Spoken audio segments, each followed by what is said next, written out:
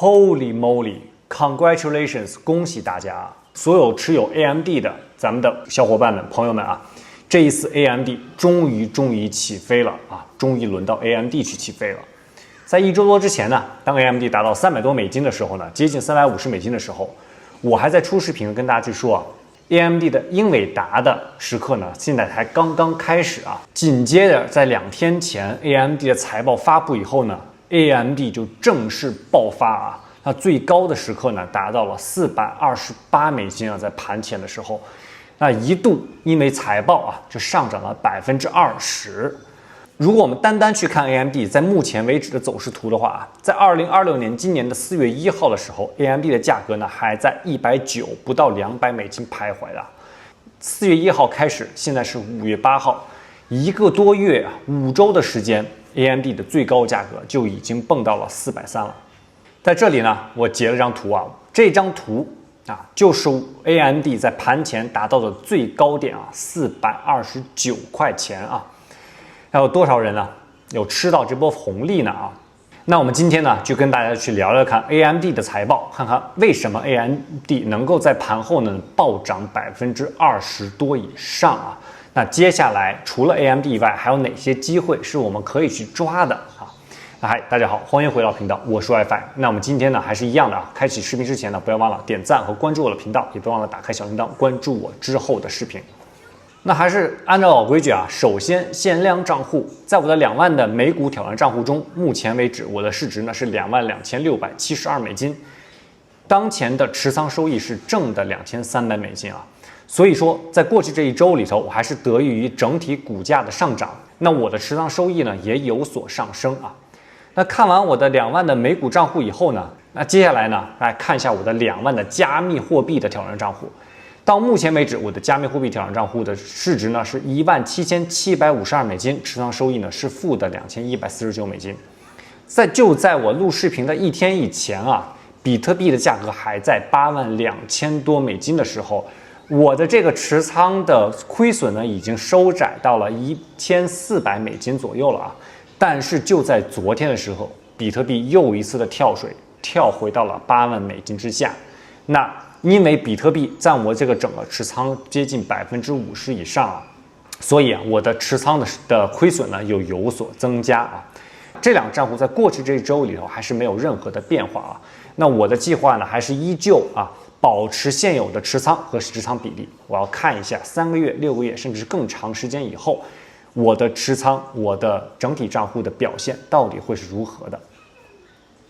那我們聊完了我的2萬挑戰賬戶以後呢，該回到我們本期視頻的正題啊，也就是聊一下 AMD 的財報啊，到底是因為什麼原因才能夠導致的是 AMD 有了20%以上的漲幅呢？首先，我們來看一下財報的數字吧。在整個財報數字中呢，我標注了這幾個我認為是非常重要的，也是支撐 AMD 暴漲的原因啊。首先就是這個季度的總營收達到了10億美金啊，那同比呢增長了38%。那 gross profit 就是總的利潤呢，也同比呢增長了45%。在這裡頭，我們尤其要注意的一點就是 operating income， 那運營的收入呢達到了14億美金，同比增長了83%啊，83%這個數字是非常誇張的，相比於2025年同樣的第一季度來說啊。同時呢，在 net income 也就是總的營收啊，總利潤呢達到了13億美金啊，13.8億美金，同比增長了95%啊。那 EPS 也有同比呢增長了91%，那達到了0.84美金一股。那 non-GAAP EPS 呢更加的誇張啊，它達到了每股收益達到了1.37美金。這也就是為什麼 AMD 的股價在有財報發出以後呢，有了一次大的暴漲。在 AI 裡頭呢也顯示出來了啊 ，Analysts now view AMD as a strong player in the AI infrastructure market 是什麼意思呢？就是所有的分析師啊到現在為止終於開始正視 AMD， 把 AMD 作為了 AI 的基建的一部分啊。那之前 AMD 可能是因為有硬件方面、有軟件方面的原因，那 AMD 僅僅是英偉達的第二選擇，有很多的公司因為買不起 AMD 的芯片，被迫會選擇 AMD 啊。同時呢 ，AMD 因為之前有着 CPU、有着 GPU、有着 gaming 遊戲方面的領域啊，那分析師們可能或华爾街們可能會把 AMD 呢就劃分為傳統的這一部分領域之內吧，所以它的股價呢並沒有跟着其他的芯片股呢有次爆發。那這一次，因為這次財報以及 CEO 的講話，分析師和華爾街終於意識到了 AMD 在 AI 基建方面的這個擴張，以及 AI 以及他們在 AI 基建方面未來的可能性啊，所以說他們的股價呢就開始了暴漲了啊。這一個推特呢有一個非常非常誇張的一個数字，整體的 semiconductor 整体的半導体的股票啊，到目前為止今年啊，SanDisk 闪迪有了482%的漲幅，英特爾有200%，Micron 美光呢有128%，ARM 有115%，Marvell 有接近100%，AMD 也有了94%，ASML 有了43%，TSMC 也有了36%以上的漲幅。所以说，整体的半導體在今年絕對是整體市場美股中的上漲的佼佼者，指數的上漲，包括 S&P 500，包括納斯達克的上漲，他們能夠持續上漲的最大的功臣，也是因為 semiconductor 這整體的領域啊。所以說，無論你是投資了指數方面也好，還是投資了 semiconductor 半導體方面也好，應該這波紅利是吃的是非常非常的飽了啊。那很多小伙伴們現在呢，有一點就是過度的恐高了，他們會認為說这些股票漲得非常非常高了，哪些股票還適合加倉，哪些股票還適合逢高買入呢？那哪些股票適合在高位能有所減倉啊？那這裡呢，我來分析一下我的個人看法吧。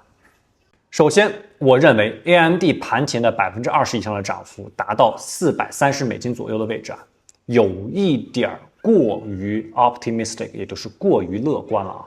雖然說 AMD 的財報數字非常非常好， CEO 的發言給了華爾街和分析師非常大的信心，以及 AMD 確實在 AI 的基建領域呢有了很大的一種立足之地，而且 AMD 的未來的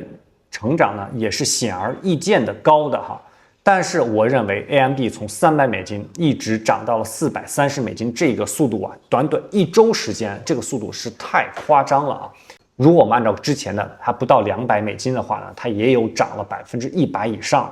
所以說呢，我認為 AMD 的盤前那個時候價格呢是有一些的虛高的，於是我在$429.6的位置盤前啊賣掉了50股的 AMD。我還保有我絕大部分的 AMD， 但是呢，我認為啊，適當的減倉，適當的回收我這一部分利潤呢，是有所必要的啊。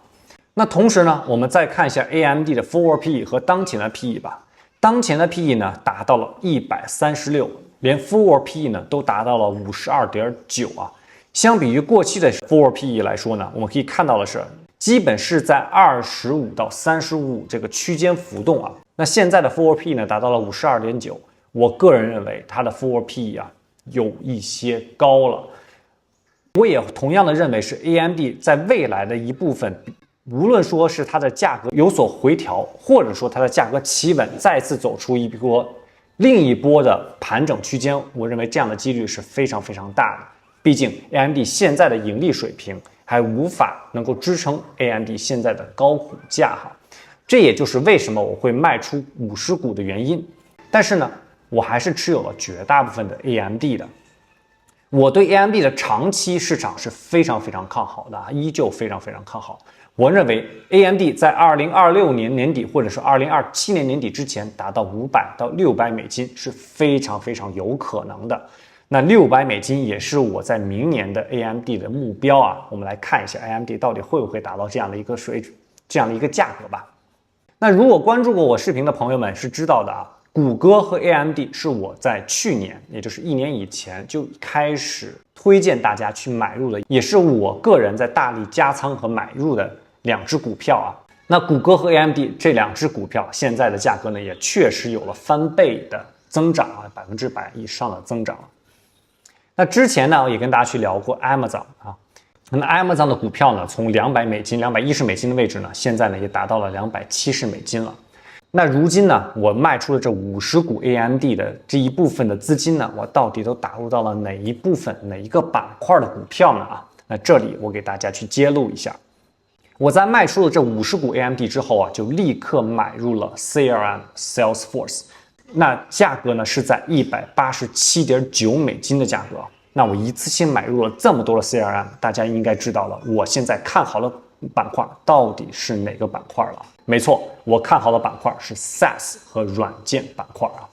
我認為到目前為止，還有幾大公司是非常值得大家去投資的啊。如果說大家想要把錢都投到現在的风口、现在的趨勢，也就是 semiconductor 的股票呢，沒有任何問題。但是我想讓你們知道的是，現在的這些 semiconductor 的價格是已經非常高了，並不是否認它說它不會再度上漲啊。但是你在這位如此高位的時候開始買入，在高點加倉的時候，你同樣的它帶來的風險也是非常大的。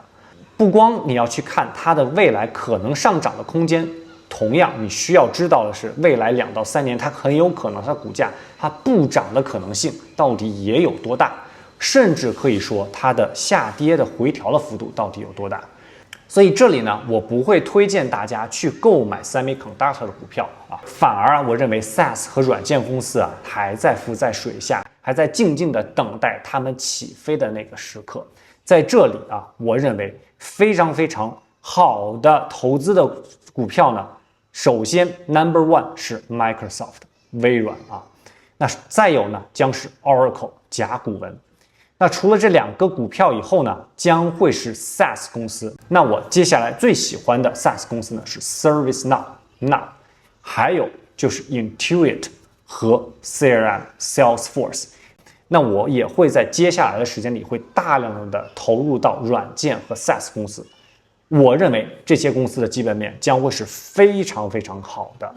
同時他們的護城河也是非常強的，我認為屬於他們的上漲的時刻呢也將會到來。那之前的谷歌，不管是谷歌也好， AMD 也好，亞馬遜也好，還是其他公司也好，都應驗了啊。那我這次呢也想看看 SaaS 公司和 Microsoft 和微軟是不是下幾個會即將爆發的股票。那大家可以跟我拭目以待，那我也會隨時的去更新我的持倉和視頻啊。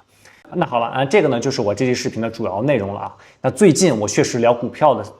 聊的視頻是比較多的，主要原因之一就是因為現在是財報季，再加上最近的股市確實是非常的勁爆啊，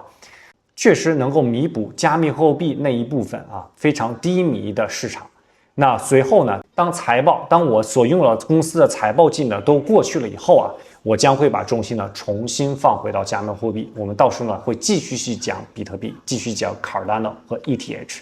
那好了，那這期視頻呢就到這裡還是一樣的。如果大家喜歡這期內容呢，不要忘了點讚和關注我的頻道，也不要忘了打開小鈴鐺關注我之後的視頻。那好了，那我們這期視頻就到這裡，那麼下期視頻再見，拜拜。